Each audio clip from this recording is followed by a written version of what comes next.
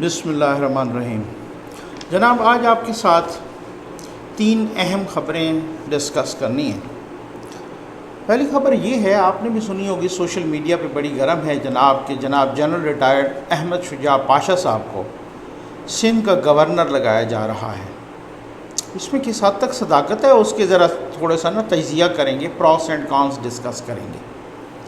اس کے علاوہ دوسری خبر یہ ہے، ذرائع بتا رہے ہیں کچھ کہ جہانگیر ترین صاحب کی صلح ہو گئی ہے کپتان صاحب سے،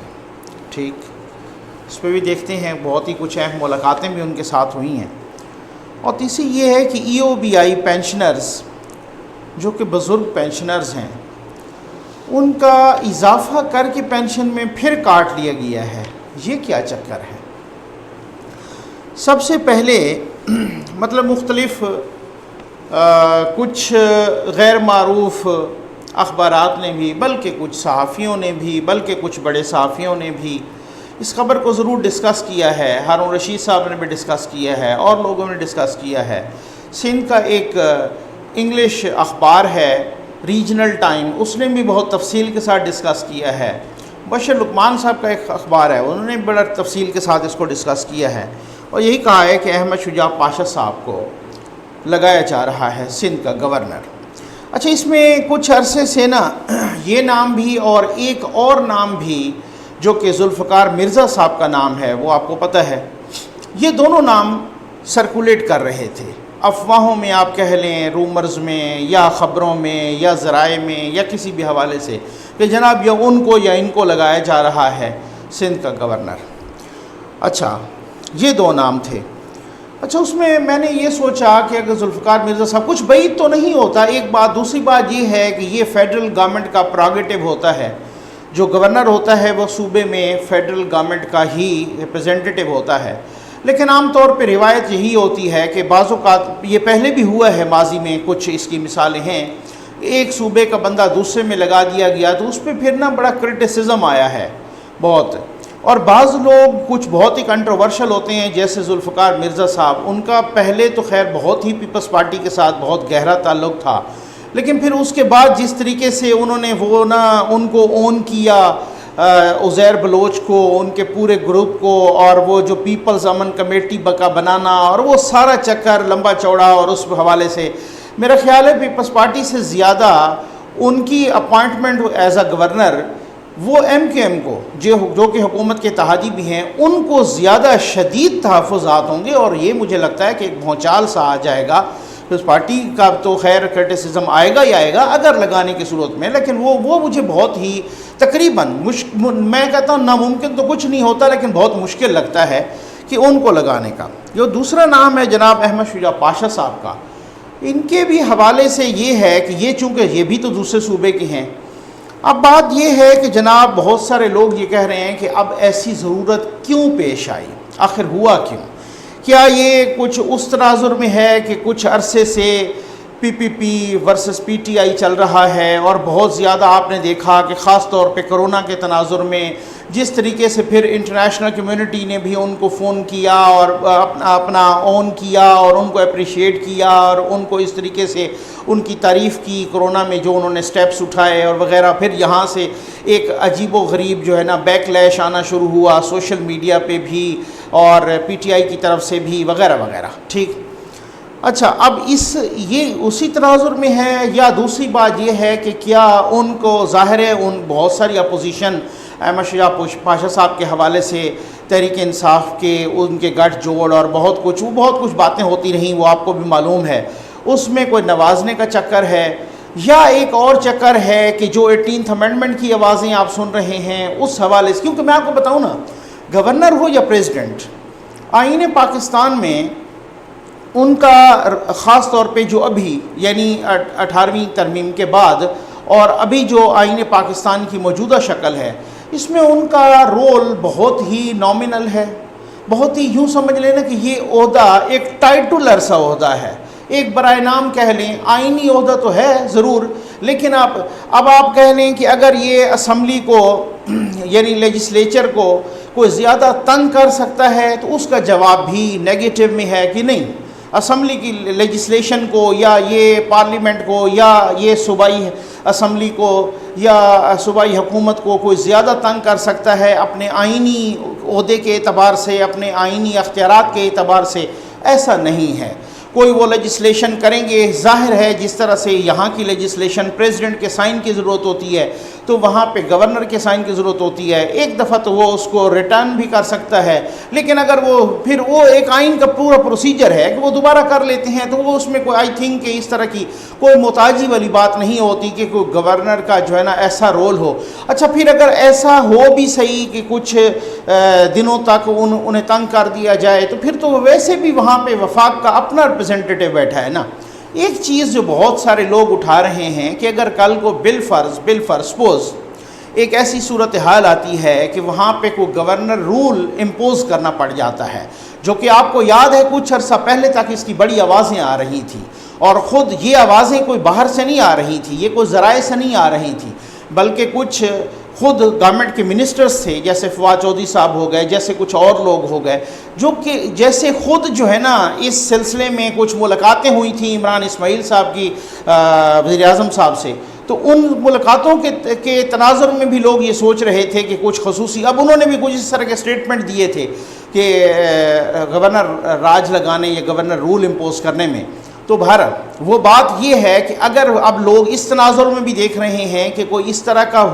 صورتحال ہوتی ہے تو پھر ظاہر ہے اس میں پھر جتنے عرصے کے لیے بھی ہوتا ہے تو وہ گورنر پھر بہت تگڑا ہو جاتا ہے۔ تو وہ میں نے اس پہ ایک میری الگ سے ویڈیو بھی ہے کہ کیا سندھ میں گورنر راج لگ سکتا ہے؟ ہاں بالکل لگ تو سکتا ہے، لیکن کیا لمبے عرصے تک رہ سکتا ہے؟ وہ نہیں، کیونکہ آئین کی وہ بھی پوزیشن اور آئین کی بہت ہی وہ کلیئر ہے سارا کچھ۔ لیکن اب بات یہ ہے کہ جتنا عرصہ بھی لگ سکتا ہے تو اس عرصے میں گورنر تو ایک بادشاہ ہوتا ہے نا پھر صوبے کا نا، تو بہت زیادہ اختیارات ہوتے ہیں نا اس کے پاس۔ تو اب ہونا کیا ہے کہ اگر کیا یہ گورنر راج کی طرف کوئی سلسلہ ہے تاکہ وہاں پہ ایک تگڑا بندہ بٹھایا جائے تاکہ وہاں پہ پھر اس طریقے سے، باقی تو آپ کو معلوم ہے عمران اسماعیل صاحب نے بھی آتے ہی جیسے وہ آئے تھے تو انہوں نے بڑے ادھر ادھر دورے شورے کیے، ایک جگہ جا رہے ہیں دوسرے، ان چیزوں سے تو میرا خیال ہے کوئی خاص فرق نہیں پڑتا، کیونکہ ان کی کوئی کانسٹیٹیوشنل پوزیشن ایسی ہے نہیں کہ جس کی بدولت جناب وہ جو ہے نا ان کو تنگ کر سکیں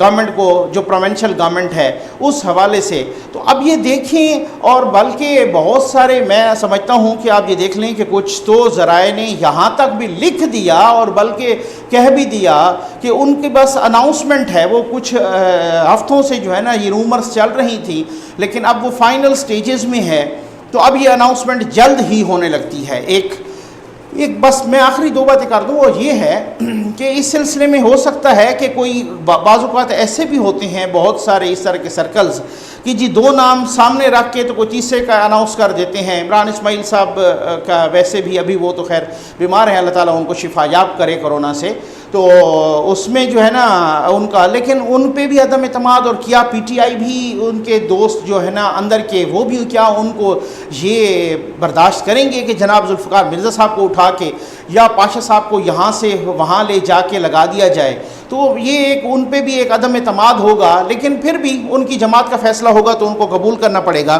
لیکن اب بات یہ ہے کہ کیا اس طرح سے یہ جو پاسبلٹی ہے، پاسبلٹی تو کوئی بھی میں سمجھتا ہوں کہ یہ پراگیٹیو ہے، یہ اس کی اپنی ڈسکریشنری پاورز ہوتی ہیں فیڈریشن کی، اور وہ ظاہر ہے جو پرائم منسٹر آف پاکستان ان کو دیتا ہے مشورہ اپنا پریزیڈنٹ آف پاکستان کو، تو president of Pakistan constitutionally bound to act upon the advice of the prime minister, تو وہ وہی کرتے ہیں۔ تو اب دیکھنا یہ ہے کہ یہ کیا اس میں کس حد تک صداقت ہے، کیا کچھ تو لوگ کہہ رہے ہیں کہ جناب بالکل فائنل سٹیج پہ ہے، تو کیا واقعی یہ فائنل سٹیج پہ ہے؟ اور اگر ہے تو وہ اناؤنس ہو جائے گا، تو اگر وہ ہو جائے گا اناؤنس تو پھر کیا ہوگا اس سے آگے؟ اور ٹائمنگ بڑی اہم ہے کہ یہ اس ٹائم پہ اس طرح کی رومرز، ہاں جو میں وہ بات کر رہا تھا وہ یہ تھی کہ جی بعض اوقات یہ رومرز اس طریقے سے پلیس کر کے مارکیٹ میں وہ ایک ریئیکشن بھی دیکھا جاتا ہے کہ ریئیکشن کیا آتا ہے ان رومرز کا۔ خود میڈیا میں اس طرح کی رومرز فلوٹ کروائی جاتی ہیں اور پھر وہ ریئیکشن دیکھا جاتا ہے کہ اس کا ریئیکشن کیا آتا ہے، تاکہ ریئیکشن اگر نرم آتا ہے تو ہم اپنا کر گزریں، اگر نہیں آتا تو اسے یہ بھی بڑی باتیں ہوتی ہیں،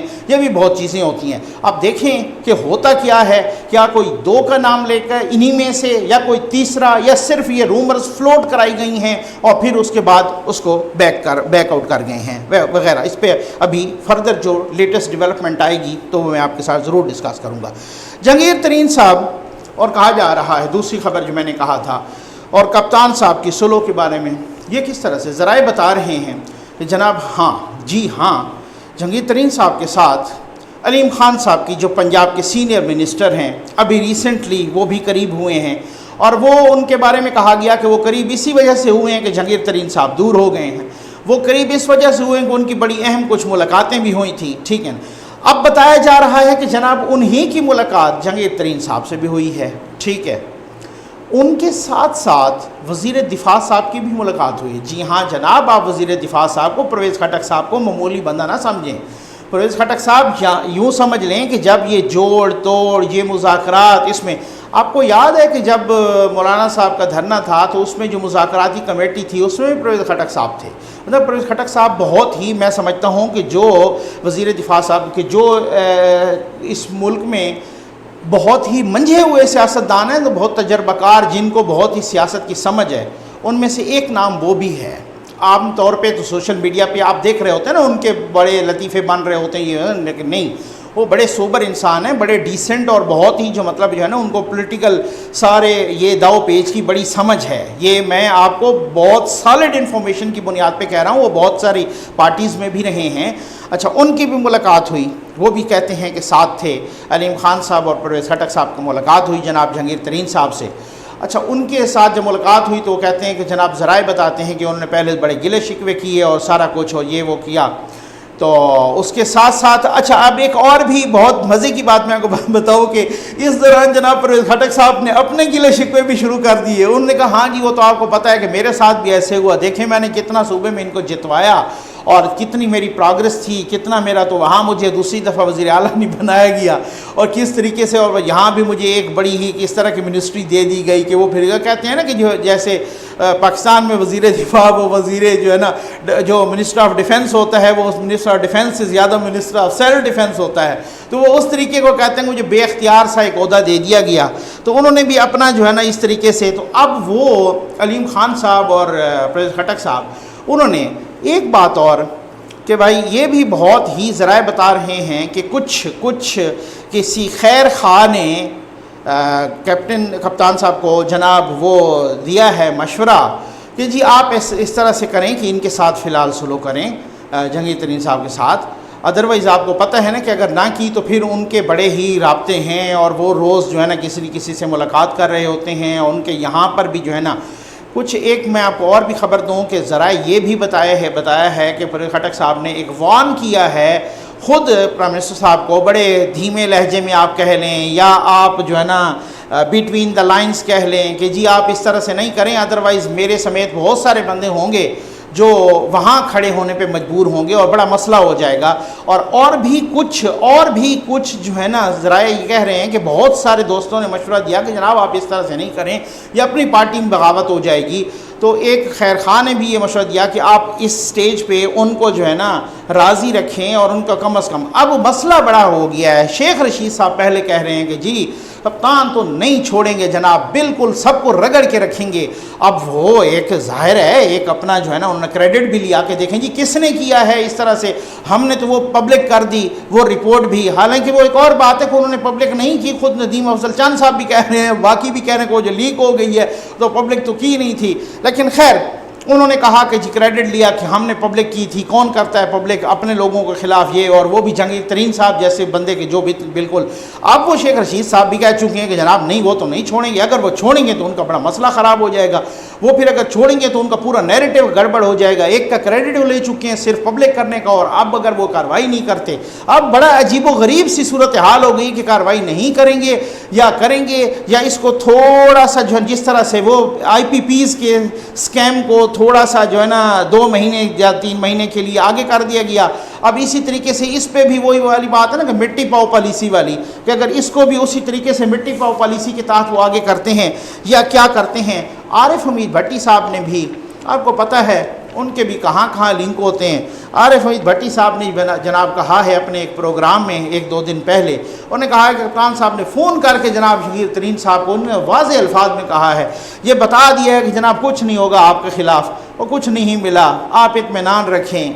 اب دیکھیں کہ ہوتا کیا ہے فردر, کیونکہ 1 مہینہ زیادہ سے زیادہ چلیں کرونا کی آڑ میں 1-1.5 مہینہ نکل جائے گا, پھر یہی باتیں اٹھیں گی کہ جناب وہ کدھر گیا چینی اسکینڈل, جناب کدھر گیا آٹا اسکینڈل, وہ کدھر گیا آئی پی پیز کا اسکینڈل, وہ کدھر گیا جناب رپورٹ, وہ کدھر گیا انکوائری کمیشن. تو یہ ساری چیزیں ہوں گی. اب دیکھتے ہیں ہوتا کیا ہے. میں نے EOBI کی بات کی تھی, employees old age benefits institution. ایک بزرگ نے مجھے فون کیا اور مجھے جو ہے نا میسج بھی کیے, اور میں سمجھتا ہوں کہ بہت ہی افسوسناک, اور وہ بڑا جذباتی ہو رہے تھے, وہ بڑے میں سمجھتا ہوں کہ آپ دیدہ ہو گئے. اور انہوں نے کہا کہ جناب دسمبر 2019 تک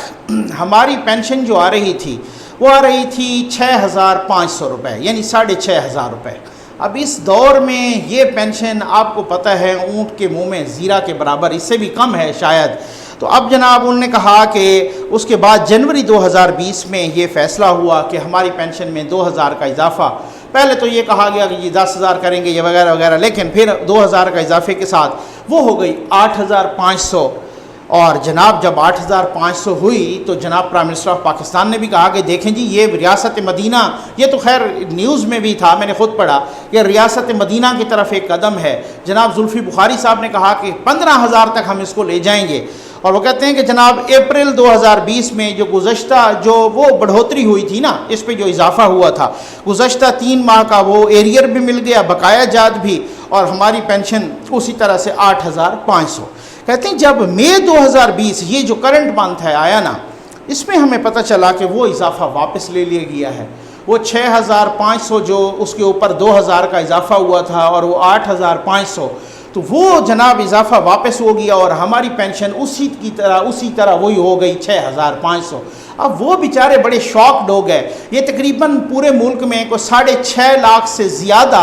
EOBI پینشنرز ہیں. یہ بہت ہی افسوسناک. اب ہوا کیا؟ اب مسئلہ یہ ہے کہ یہ ہوا کہ یہاں پہ EOBI ڈپارٹمنٹ اور منسٹری آف اوورسیز پاکستانیز, جس کو زلفی بخاری صاحب چلاتے ہیں, ذوالفقار عباس بخاری المعروف زلفی بخاری صاحب, تو وہ یعنی EOBI ڈپارٹمنٹ اور منسٹری آف اوورسیز پاکستانیز, انہوں نے مل کے یہ اضافہ کیا وداؤٹ کیبنٹ اپروول.